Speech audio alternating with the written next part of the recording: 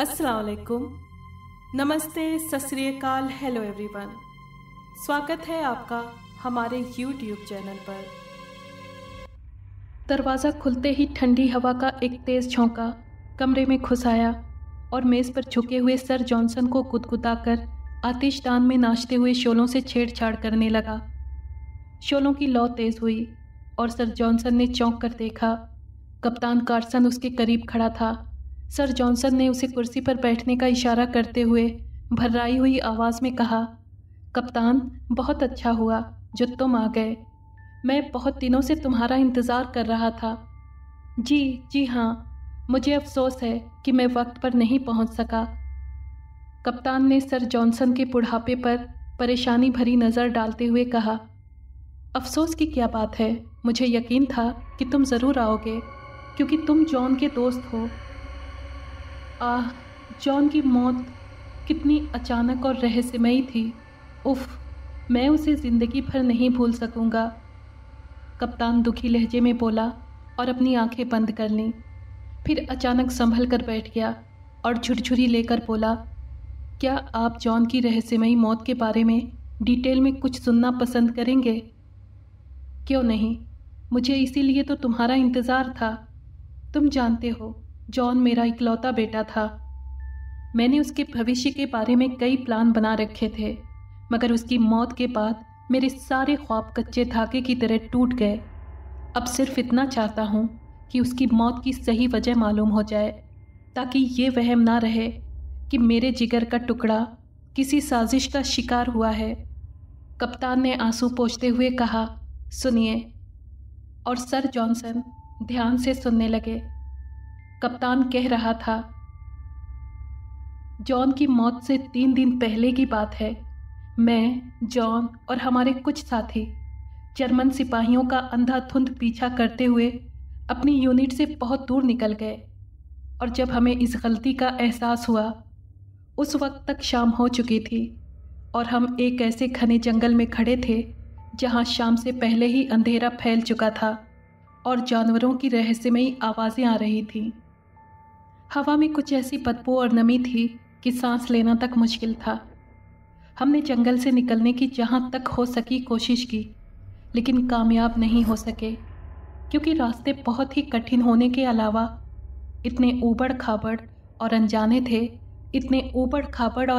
थे कि हमारे लिए उन पर चलना लगभग असंभव था। रात होते ही जानवरों की हरकतें बढ़ गईं। वो शिकार के लिए निकल पड़े। हमें मजबूरन कई बार गोली चलानी पड़ी। सबसे पहले गोली का निशाना एक भेड़िया बना, जो झाड़ियों की आड़ में न जाने कब से हमारे साथ साथ चल रहा था। हमें कई बार शक भी हुआ कि कोई जानवर घात लगाए हमारे साथ साथ चल रहा है, लेकिन वो हर बार हमारी नज़रों से बच निकलता। एक बार मैं अपने साथियों से बिछड़ गया। उसने झाड़ियों पर से छलांग लगाई और मेरे रास्ते में आकर गुर्राने लगा। अंधेरे की वजह से उसे अभी तक मैं देख नहीं सका था। मैंने उसे नाजियों का जासूस कुत्ता समझकर गोली मार दी। गोली लगते ही वो 7-8 फीट ऊंचा उछला और झाड़ियों में जा गिरा। इतनी देर में मेरे साथी मुझसे आ मिले थे। हमने टॉर्च की रोशनी में उसे देखा तो लरस कर रह गए। वो काले रंग का बहुत ही खूनख्वार भेड़िया था, जिसकी लंबाई 6 फीट और ऊंचाई 4 फीट से किसी तरह कम नहीं थी।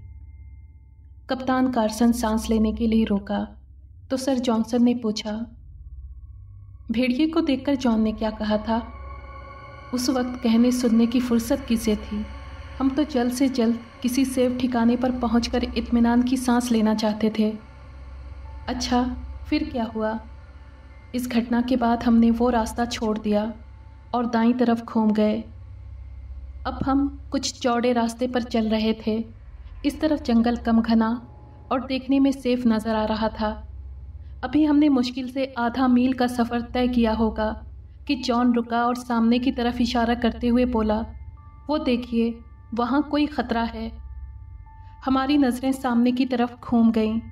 हमसे लगभग 100 गज़ के फासले पर लाल रंग के 2 रोशन नुक्ते, लाल रंग के 2 रोशन बिंदु दाएं बाएं हरकत कर रहे थे।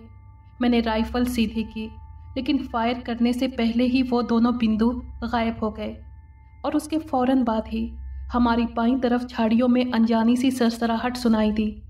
हम उधर देखने लगे तो जॉन तड़प कर पीछे मुड़ा और दूसरे लम्हे उसकी राइफल की आवाज़ से जंगल गूंज उठा। हम हैरान होकर पलटे और ये देखकर दंग रह गए कि हमसे कुछ कदम की दूरी पर एक खौफनाक चीता मिट्टी और खून में लौट रहा था और उसकी लाल अंगारों की तरह दहकती हुई आंखें जिंदगी से खाली होती जा रही थीं। सर जॉनसन ने चौंकते हुए कहा, मुझे जॉन से यही उम्मीद थी। जी हाँ, आपका बेटा वाकई निडर, बहादुर और बेखौफ नौजवान था। फिर क्या हुआ कप्तान? कप्तान ने भर्राई हुई आवाज़ में कहना शुरू किया। रात गए हमारे हौसले जवाब दे गए और हम पेड़ों पर पनाह लेने के लिए सोचने लगे, लेकिन जैसे ही हम पेड़ों की तरफ बढ़े, ऊपर बैठे हुए बंदरों ने आसमान सर पर उठा लिया और हम डर कर जहाँ थे वहीं रुक गए। अचानक 2-3 बंदर पेड़ों पर से गिरे और लोट पोट कर मर गए। मौत का ये अचानक रूप हमारे लिए बिल्कुल नया और अनएक्सपेक्टेड था। हमने घबराकर टॉर्चें जला लीं। पेड़ों के तनों पर बंदरों की संख्या ज़्यादा थी। उन पर जगह जगह छोटे बड़े अजगर बल खा रहे थे और जो ही कोई बंदर किसी अजगर की लपेट में आ जाता, बंदर की हड्डियां चटक जाती और अजगर की पकड़ ढीली पड़ते ही वो बेजान सा होकर नीचे गिर पड़ता। जिंदगी और मौत का ये अजीब खेल इतना दिल दहला देने वाला और दर्दनाक था कि हम उसे देख नहीं सके और सहम कर आगे की तरफ बढ़ने लगे। हम जंगल के बीच से गुजर रहे थे कि हमें 2 मंजिला मकान नज़र आया। हम कुछ सोचे समझे बगैर उसमें दाखिल हो गए। मकान बिल्कुल खाली था। हम सब निचली मंजिल में लेट गए। कुछ देर बाद जॉन उठा और एक टूटी हुई सीढ़ी के ज़रिए दूसरी मंजिल पर पहुंच गया। हमें उसके चलने फिरने की आवाज़ साफ सुनाई दे रही थी और ऐसा लग रहा था जैसे वो कोई चीज़ तलाश कर रहा है। मैंने सीढ़ी के करीब जाकर देखा। वो बार बार दिया सलाई जला रहा था। मैंने पूछा, क्या है जॉन? कुछ नहीं, एक पुराना संदूक है। वो ये कहकर ज़ोर ज़ोर से हंसने लगा और फिर खुद ब खुद बोला, कप्तान, संदूक में बहुत ही खूबसूरत सांप बंद है। अगर देखना चाहते हो तो मैं ले आऊं?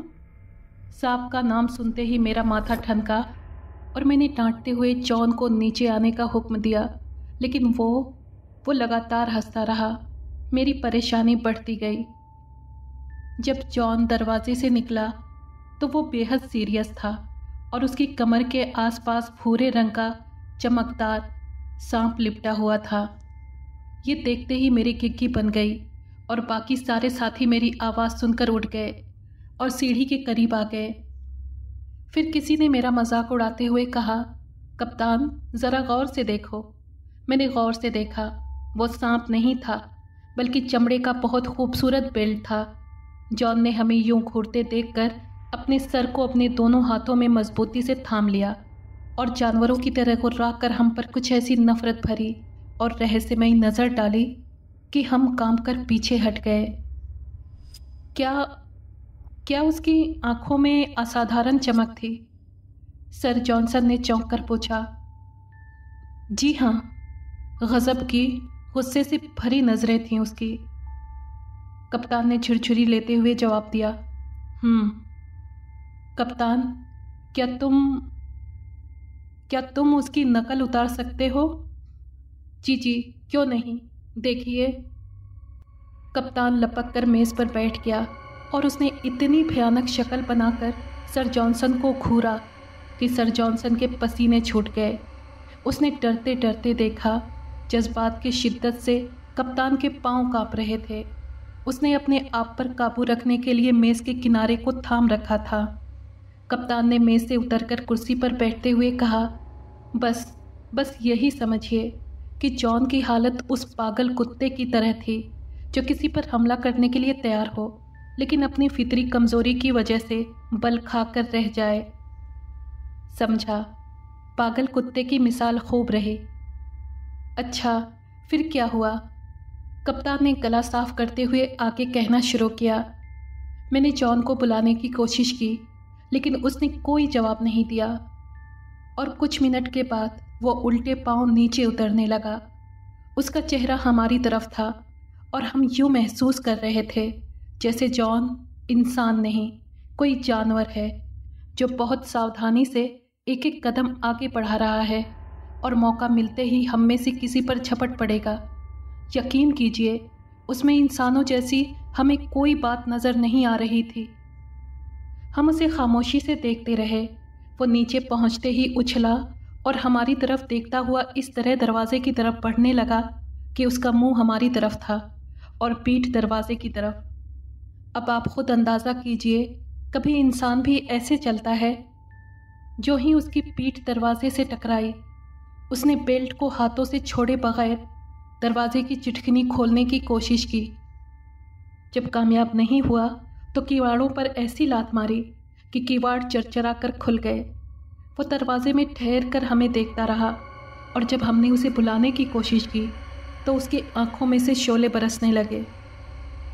मुंह फैलकर नाक से जा लगा, नाक फूलकर खरखर की आवाज़ पैदा करने लगी और वो हुर्राकर हमारी तरफ बढ़ा। हम सब सिमट कर एक तरफ हो गए। वो पीछे हटा और एक दिल दहलाती चीख मारकर बाहर निकल गया। हम सब उसके पीछे भागे, लेकिन वो झाड़ियों को फलांगता हुआ जंगल में गायब हो गया। कप्तान खामोश हो गया और उसने आतिशदान की तरफ देखा। शोले अभी तक जल रहे थे। उसने जेब से सिगरेट निकाला और सुलगाते हुए होठों में दबाकर सर झुका लिया।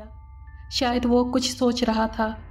सर जॉनसन ने उसे खामोश देखा तो तड़प कर कहा, कप्तान, मैं अपने जिगर के टुकड़े का अंजाम जानने के लिए बेचैन हूँ।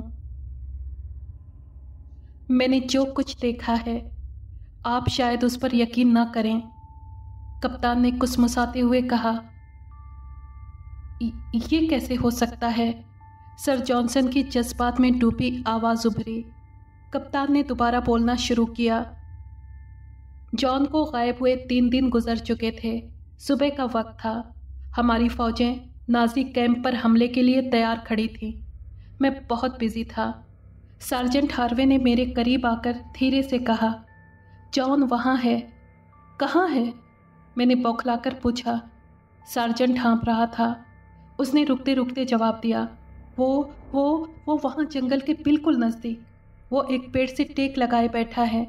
आइए जल्दी चलिए। जब हम वहाँ पहुँचे, जॉन घुटनों में सर रखे यूं बैठा था जैसे कोई जानवर घात में बैठा हो। उसके सामने जर्मन सिपाहियों की 5 लाशें पड़ी थीं और वो उन्हें लगातार घूर रहा था। मैंने डरते डरते जॉन के कंधे पर हाथ रखा। वो बिल्कुल बेजान था। वो मर चुका था। मैंने उसके जिस्म को गौर से देखा। उसके जिस्म पर जख्म का निशान तक नहीं था। मैंने उसके जिस्म को गौर से देखा। उसके जिस्म पर जख्म का निशान तक नहीं था। इससे पता चल रहा था कि दुश्मन की गोलियां उसकी मौत का कारण नहीं बनी। बिना इरादा मैंने जर्मन सिपाहियों की लाशों की तरफ देखा। सारी लाशें गर्दनों पर से इस पूरी तरह से नोची हुई थीं और ऐसे लग रहा था जैसे कोई जानवर उन्हें बेदर्दी से फंफोड़ता रहा हो।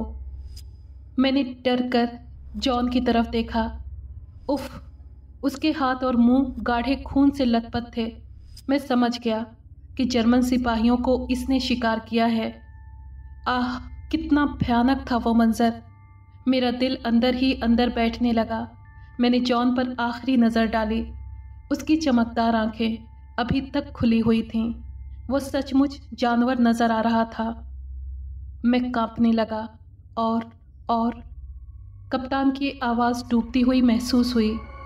कप्तान के खामोश होते ही सर जॉनसन ने सवाल किया, कप्तान, उस रहस्यमयी बेल्ट का क्या हुआ? कुछ उसके बारे में भी तो बताओ। क्या कहा? बेल्ट? जी हाँ, वो मेरे कट बैग में मौजूद है। वो जॉन के लाश के करीब पड़ी थी और न जाने क्या सोचकर मैंने उठा लिया। खूब, तुमने बहुत अच्छा किया।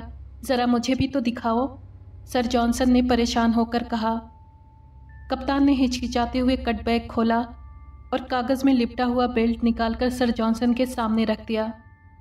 सर जॉनसन ने कागज़ निकालते हुए बेल्ट को गौर से देखा। उसके ऊपरी सतह पर अनजानी ज़बान में कुछ लिखा हुआ था। सर जॉनसन ने मेज़ पर पड़ा हुआ मैग्नीफाइंग ग्लास उठा लिया और उसकी मदद से बेल्ट का बड़े ध्यान से मुआयना करने लगा। और जैसे ही उसका ध्यान ख़त्म हुआ, उसने बेल्ट की तरफ इशारा करते हुए कहा, कप्तान, जानते हो ये क्या है? जी, ये चमड़े की बेल्ट है। नहीं, तुम कुछ नहीं जानते। काश। सर जॉनसन बात पूरी नहीं कर सका। फिर आप ही कुछ बताइए, कप्तान ने कहा। बताता हूँ, लेकिन पहले इस बेल्ट को उठाकर आतिशदान में डाल दो। कप्तान बेल्ट उठाने के लिए झुका तो सर जॉनसन ने जल्दी से आगे बढ़कर उसके हाथ रोक लिए और आंखों को सिकोड़ते हुए राजदारी से कहा, दोनों हाथों से नहीं, सिर्फ एक हाथ से उठाओ। और हाँ, बेल्ट को सिर्फ एक सिरे से इस तरह पकड़ो कि उसका दूसरा सिरा तुम्हारे बदन के किसी हिस्से से ना लगे, वरना नतीजे इतने संगीन होंगे कि उनका सोचा भी नहीं जा सकता। सर जॉनसन की परेशानी भरे निर्देश ने कप्तान को हिचकिचाहट में डाल दिया। वो बेल्ट को हाथ न लगाने का फैसला करने ही वाला था कि उसकी ख़तरों से खेलने वाली तबीयत ने जोश मारा। उसने बेल्ट को उठा लिया। आतिशदान की तरफ जाते हुए वो पूरी तरह लड़खड़ा रहा था। उसने संभलने की कोशिश की और इसी कश्मकश में बेल्ट का दूसरा सिरा उसके दूसरे हाथ से छू गया। वो छुरछुरी लेकर रुका और बेल्ट को दोनों हाथों से थामकर कुत्ते की तरह गुर्राता हुआ एड़ियों पर घूम गया। अब वो उल्टे कदमों दरवाजे की तरफ बढ़ रहा था। उसकी हालत भी जॉन जैसी हो गई थी। कप्तान में जानवरों के आसार देखकर सर जॉनसन ने उसे बेल्ट फेंक देने को कहा। कप्तान ने खौफनाक चीख मारी और दांत पीसते हुए उसे नफरत और गुस्से से देखा। उसकी आंखों से खौफनाक गुस्सा झलक रहा था। फिर वो उछला और खूनख्वार जानवर की तरह नाक और मुंह से झाग उड़ाता हुआ सर जॉनसन पर झपट पड़ा। सर जॉनसन ने डरकर मेज़ पर पड़े मैग्नीफाइंग ग्लास को उठाया और पूरी ताकत से उसके मुंह पर दे मारा। चोट की शिद्दत और दर्द के एहसास ने कप्तान का होश उड़ा दिया। बेल्ट उसके हाथों से निकलकर दूर जा पड़ी और वो सर थाम कर बैठ गया। उसी लम्हे दरवाजे का पर्दा उठा और सर जॉनसन के नौकर ने अंदर दाखिल होते हुए सहम कर पूछा, क्या हुआ सरकार? कुछ नहीं, सर जॉनसन ने हाँफते हुए बेध्यानी से जवाब दिया, लेकिन फ़ौरन ही चौंक कर कहा, जरोस? जी सरकार। चिमटा लाओ। चिमटा? उसने हैरत से पूछा। हाँ हाँ, चिमटा। हाथ से पकड़ने वाला, आग में डालने वाला, समझे? सर जॉनसन ने गुस्से से कहा। जरोस ने डरती नज़रों से कप्तान की तरफ देखा और खामोशी से बाहर निकल गया। जब वो चिमटा लेकर वापस आया, कमरे में पूरी तरह से सन्नाटा था। कप्तान पूरी तरह से बेहोश हो चुका था और सर जॉनसन अपनी कुर्सी पर बैठा एक पुरानी डायरी पढ़ रहा था। सर जॉनसन ने बेल्ट को चिमटे से पकड़ा और आतिशदान में डाल दिया। शोले एकदम ऊंचे हो गए और कमरा अजीबोगरीब आवाज़ों से गूंज उठा। पहले किसी जानवर के गुस्से में होकर गुर्राने की आवाज़ आई, फिर इंसानी ठहाकों और सिसकियों का दर्दनाक शोर पैदा हुआ और आखिर में ऐसी दिल दहला देने वाली चीखें आईं कि कप्तान ने हड़बड़ाकर सर जॉनसन की तरफ देखा और बोला, खुदा के लिए साफ साफ बताइए कि क्या राज है। सर जॉनसन ने एक नज़र से रंग बदलते हुए आग के शोलों की तरफ देखा और कुर्सी पर टेक लगाते हुए बोला, आज से 20 साल पहले अफ्रीका के कठिन रास्तों वाले जंगलों में सफ़र करते हुए मैंने एक कहावत सुनी थी। उस वक्त मैंने उसे एक पागल की बात से ज़्यादा अहमियत नहीं दी थी, लेकिन आज मालूम हुआ कि उसका एक एक शब्द सच्चा था। मेरे बूढ़े अफ्रीकी नौकर ने बताया था कि उसकी बस्ती के सरदार के पास पुराने ज़माने से चमड़े की एक ऐसी बेल्ट है जिसे छूते ही इंसान खूनख्वार जानवर बन जाता है। बूढ़े की बातों के मुताबिक ये बेल्ट कई नस्लों से उस सरदार की मिल्कियत है, उस सरदार के ख़ानदान की मिल्कियत है और उसे एक बहुत पुराने संदूक में बंद रखा है। आखिर उस सरदार ने इस ख़तरनाक बेल्ट को संभाल कर क्यों रखा हुआ था? कप्तान ने परेशान होकर सवाल किया। उन लोगों की धार्मिक मान्यता थी कि जो आदमी इस बेल्ट को नष्ट करने की कोशिश करेगा वो कभी ज़िंदा नहीं बच सकेगा। ये सुनते ही कप्तान ने डरी नज़रों से सर जॉनसन की तरफ देखा और उसकी आंखों के सामने वो मंजर लहरा गया जब सर जॉनसन ने उस बेल्ट को आग में झोंक दिया था। फिक्र मत करो मेरे दोस्त, अब तो वो बेल्ट जलकर राख हो चुका है। मेरा ख्याल है कि कहावत का आखिरी हिस्सा सिर्फ इसलिए गढ़ा गया था कि लोग इस शैतानी चीज़ को नष्ट न करें। कप्तान ये सुनकर आतिशदान के करीब जा खड़ा हुआ और हैरानी से बोला, सर जॉनसन ज़रा इधर देखिए, बेल्ट से अभी तक शोले निकल रहे हैं। सर जॉनसन मुस्कुराता हुआ अपनी जगह से उठा और कप्तान के करीब चला गया।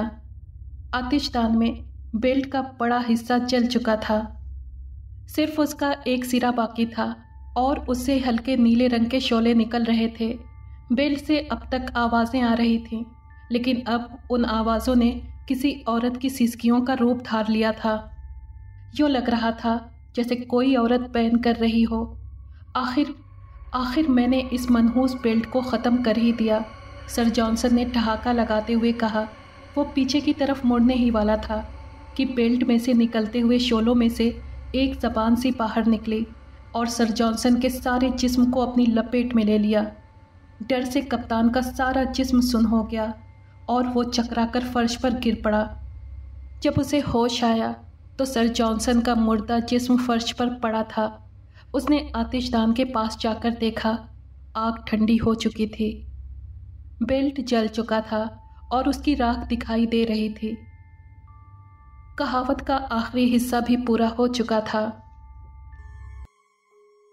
अगर आपको ये कहानी पसंद आई है तो प्लीज़ लाइक और शेयर करें और कमेंट बॉक्स में अपनी राय का इजहार कीजिए। अगर आपने हमारे चैनल को अभी तक सब्सक्राइब नहीं किया है तो प्लीज़ सब्सक्राइब कर लें और बेल आइकन को प्रेस कर दें ताकि आने वाली हर कहानी का नोटिफिकेशन आपको मिल सके। शुक्रिया।